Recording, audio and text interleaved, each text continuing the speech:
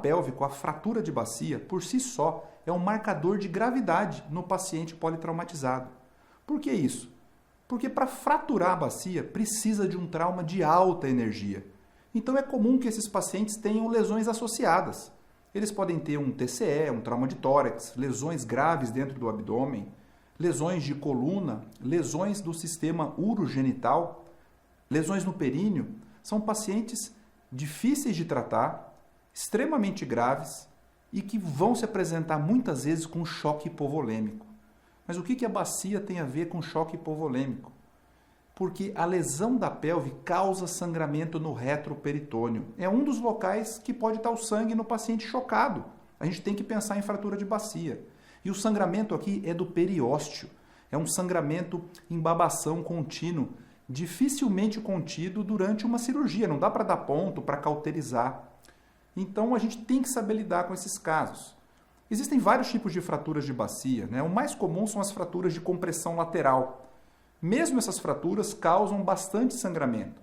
Mas existem também as fraturas de cisalhamento ali da sínfise púbica e a mais clássica, a mais grave, que é a lesão em livro aberto, que é a abertura da sínfise púbica, que causa mais risco de sangramento e com maior gravidade. O que a gente faz diante desses pacientes? É isso que a prova vai cobrar.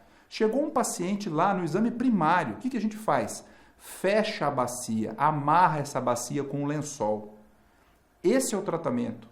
A gente pode utilizar uma calça pneumática, se tiver no meu serviço, ou até uma cinta de contenção, se tiver no meu serviço, pode. Mas qualquer tecido, qualquer pano, qualquer lençol vai fazer um efeito também inicialmente para tentar fechar essa pelve, conter o sangramento, até que a gente continue o exame primário. Porque para realizar um tratamento mais definitivo, o tratamento vai ser ortopédico na maioria das vezes. Ou através de um fixador externo, ou através de uma fixação interna, de uma cirurgia, ou o paciente vai precisar de uma arteriografia com embolização. Pode ser necessário em casos muito graves. Vamos ver uma questão sobre isso. Questão do Sul São Paulo de 2020. A fratura de bacia com instabilidade hemodinâmica deve ser tratada inicialmente com, olha a pegadinha, inicialmente, a primeira coisa a fazer. Fixação externa é um tratamento? É, mas é um tratamento mais definitivo. Arteriografia sempre que disponível? Também, quando nada mais funciona. Tamponamento pélvico pré-peritoneal é um tipo de tratamento cirúrgico em que a gente coloca várias compressas na região pré-peritoneal? Também é possível. Mas a resposta é a letra D, uma cinta ou enfaixamento pélvico. Por quê? Porque ele está perguntando a conduta inicial. A calça pneumática também poderia ser utilizada e até discutido aqui nessa questão, que também poderia ser uma conduta inicial. Mas a resposta é enfaixar com lençol. Todas são alternativas possíveis no tratamento de fratura de bacia. E a gente não pode cair nessa pegadinha porque ele quer o mais imediato e o inicial, e a maioria das respostas são relacionadas a fechar a bacia com alguma coisa, como um lençol. Agora, existem algumas lesões associadas à fratura de bacia que a gente precisa dar o diagnóstico. Entre elas, a lesão de uretra. Sempre existe essa associação, fratura de bacia com lesão de uretra, principalmente a lesão de uretra posterior. Só essa informação a gente já ganha alguma questão de prova. Agora, lá na prática, olhando para o paciente, quando é que a gente pensa em lesão de uretra?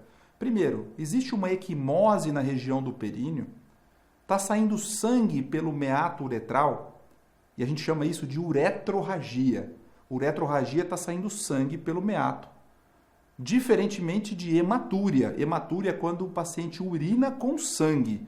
Hematúria, a gente vai pensar mais em trauma de rim ou de bexiga. Uretrorragia, sangue sem urina, trauma de uretra. Essa é uma diferença interessante que o enunciado já diz para a gente pensar. O toque retal pode ajudar, lembra que o toque retal faz parte do exame físico do trauma. Quando a gente percebe que a próstata subiu, né, então a gente tem uma posição muito cranial da próstata, é um indício, é uma suspeita, não é uma verdade absoluta, mas é mais um fator para a gente pensar que pode haver lesão de uretra. E quando a gente suspeita de lesão de uretra, o que é o mais importante a fazer? Não passar sonda vesical. É isso que a questão vai cobrar. Por quê? Porque a lesão de uretra muitas vezes é uma lesão parcial e na hora de passar a sonda a gente acaba piorando o grau da lesão. Então não pode passar sonda vesical, mas eu preciso avaliar o débito urinário. Então, eu tenho que ter certeza se tem ou não tem lesão de uretra. Então, a gente vai levar o paciente lá na radiografia, lá no exame secundário, ele já está estabilizado. A gente vai jogar contraste pela uretra e vai bater uma radiografia. O nome disso é uretrocistografia retrógrada. O contraste vai desenhar toda a uretra e vai encher a bexiga. A gente vê de uma forma muito simples se não tem nenhuma lesão ou se está extravasando o contraste em algum ponto da uretra. Existe lesão. A uretrocistografia retrógrada é o exame que deve ser feito aqui. A gente mesmo que faz, quem está atendendo o paciente que faz. Agora, se tiver essa lesão, eu não posso sondar o paciente. Se eu não posso sondar, como é que eu vejo a urina? Através de uma cistostomia. Tem que colocar direto a sondinha na bexiga. Então, indicação de cistostomia e proibição de sondagem vesical. Questão repetida, vamos ver um exemplo aqui. SUS São Paulo 2015. O trauma de bacia pode causar hemorragias letais, já sabemos disso, ou cursar com outras complicações como impotência ou lesão de uretra ou bexiga. Um homem de 54 anos de idade teve diagnóstico de fratura de bacia após uma colisão automobilística. Estava estável e normal hemodinamicamente, com ventilação espontânea e não tem lesões associadas significativas. Então, não é uma fratura de bacia que está chocando o paciente. Queixa-se de dor em hipogástrio e tem uretrorragia. É só grifar. Fratura de bacia com uretrorragia. O que a gente tem que pensar? Qual a lesão mais provável? Mais provável é a lesão de uretra. E qual é o meio de investigar? Através da uretrocistografia retrógrada. Resposta, letra E. Uma clássica questão de lesão de uretra em um paciente com fratura de bacia. Mas não é só a uretra que pode ser lesada. A gente também pode ter lesão de bexiga. E aqui na lesão de bexiga tem dois tipos clássicos. Dá para fazer um monte de pergunta na prova. Existe a lesão de bexiga intraperitoneal, quando rompe a bexiga dentro da cavidade, cai urina dentro da barriga.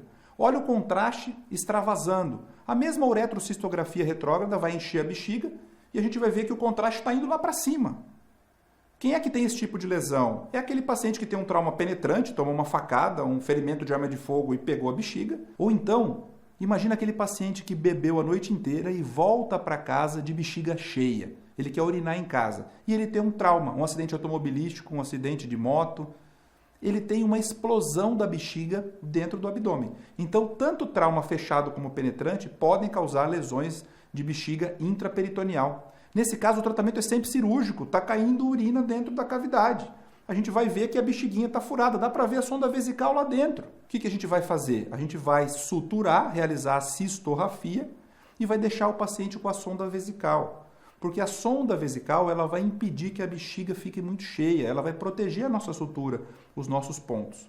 Então, ou uma cistostomia ou a sondagem vesical, quando possível, que é o melhor caminho. Agora, existe também a lesão da bexiga extraperitoneal, em que o contraste não extravasa para dentro da cavidade, ele fica ali contido fora do peritônio. Essa é bem associada com fratura de bacia, com trauma pélvico. E gosta de cair na prova sim. Trauma de bacia sempre associado com lesão de uretra posterior e com lesão de bexiga, principalmente extraperitoneal. Se esse paciente não tem lesão de uretra, eu posso sondar. Na verdade, a gente deve sondar. Porque a sondagem vesical, nesses casos de lesão extraperitoneal, é o tratamento. Esse paciente não precisa ser operado, porque a lesão ela fica contida, a gente colocando a sonda e diminuindo a quantidade de urina na bexiga, a bexiga ficando vazia, a própria mucosa vai encostar uma na outra e vai cicatrizar a bexiga. Então, a lesão de bexiga que a gente opera, laparotomia, é a lesão intraperitoneal. Essa aqui, da lesão associada com trauma de bacia, normalmente o tratamento é clínico.